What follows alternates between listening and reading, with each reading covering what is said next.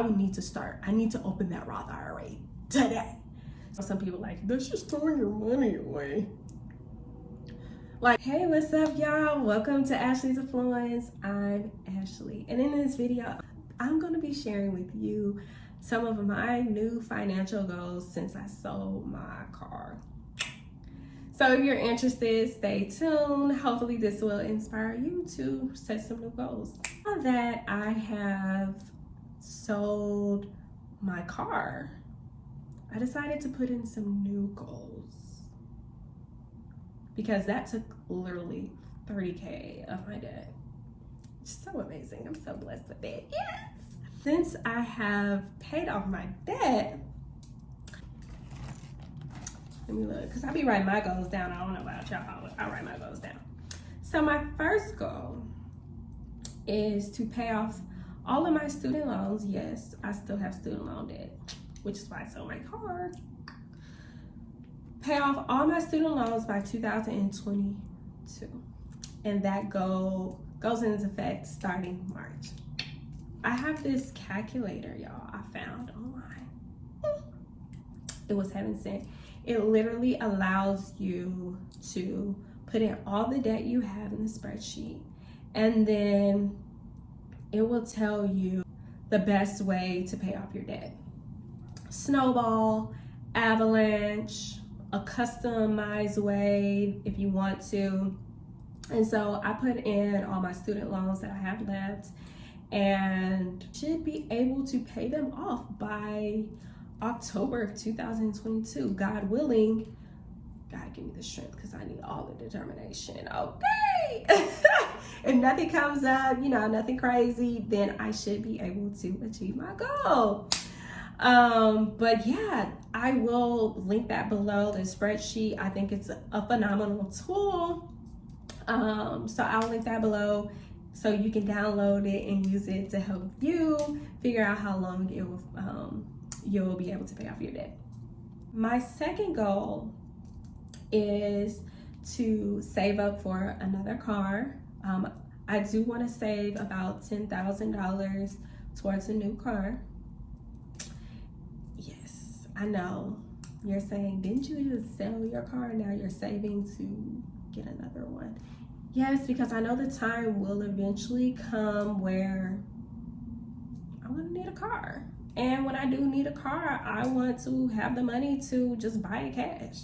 Because I'm not doing another car note. Like, never again. Even if I had the money to. I had the money, but I didn't have the money. How'd that work? I had the money, but I ain't really had the money because I had debt.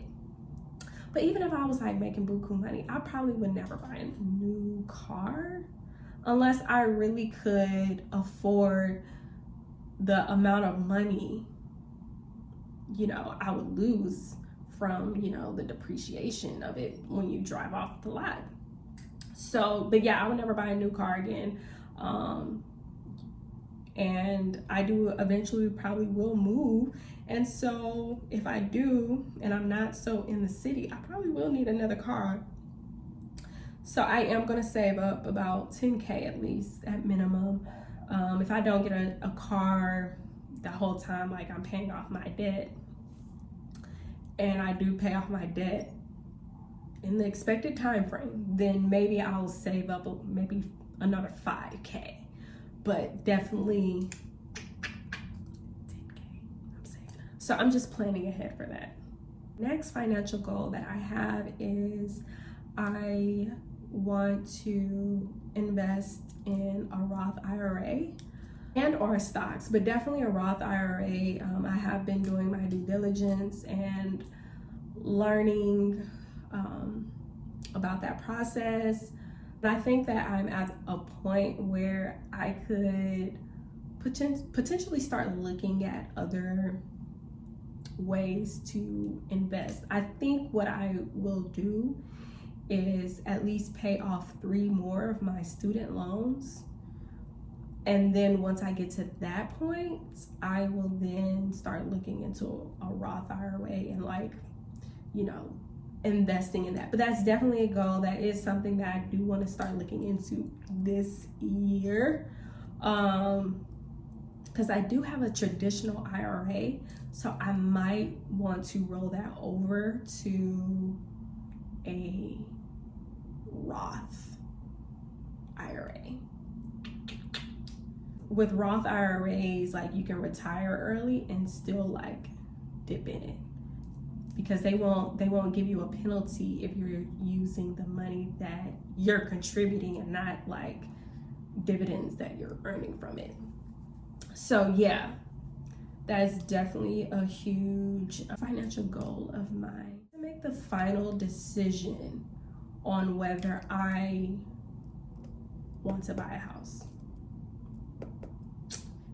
That's a huge one for me, because like, I'm obviously not from North Carolina, and I don't know, because I've only been here since August, I'm not sure if this is like my place. You know, I may eventually move back to Houston, so I don't know if I actually want to even go that route, you know, where I can probably even save more money living in an apartment. I know some people like, that's just throwing your money away. Like, I can't stand those type of comments, because to me, like, when people make those type of comments, like, you're just as uneducated as plenty of other people. Because although you have the money to pay rent, doesn't necessarily mean you have the money to pay mortgage, HOA, a PMI, like, mow your lawn. If something happens to you, you're like, people, chill out. Stop forcing people to buy a house just because you are and you think it's just... Sorry, that's a whole rant, but I'm just saying that really gets on my nerves. Like, chill out. So I do need to figure that out. I know that is something I eventually want. So I will say that that is a financial goal. I do want to start putting money aside for that. But here's the caveat. If I open up a Roth IRA, and I can take out like 10 or 100,000 or something like that to purchase to a house without a penalty. Here's the exception. I need to have that Roth IRA open for at least 5 years.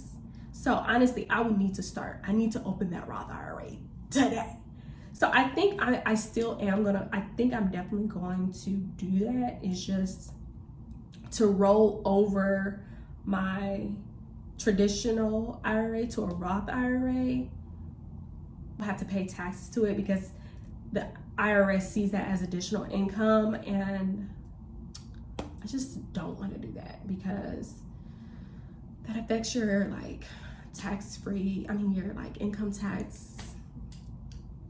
And I'm already single. I ain't got no deductions really. You know what I'm saying? I ain't got no dependents. And so because I'm single, they think I make too much money. I'm like, baby, say that to my dad, because it's not going nowhere. It's not moving. But I'm just saying. So those are my financial goals. I just wanted to share, kind of, I don't know, put it out there. Comment below and let me know, what your financial goals are, and hopefully we can encourage each other. It can be like, an affluent community. But thank you for tuning in, and until next time. Peace.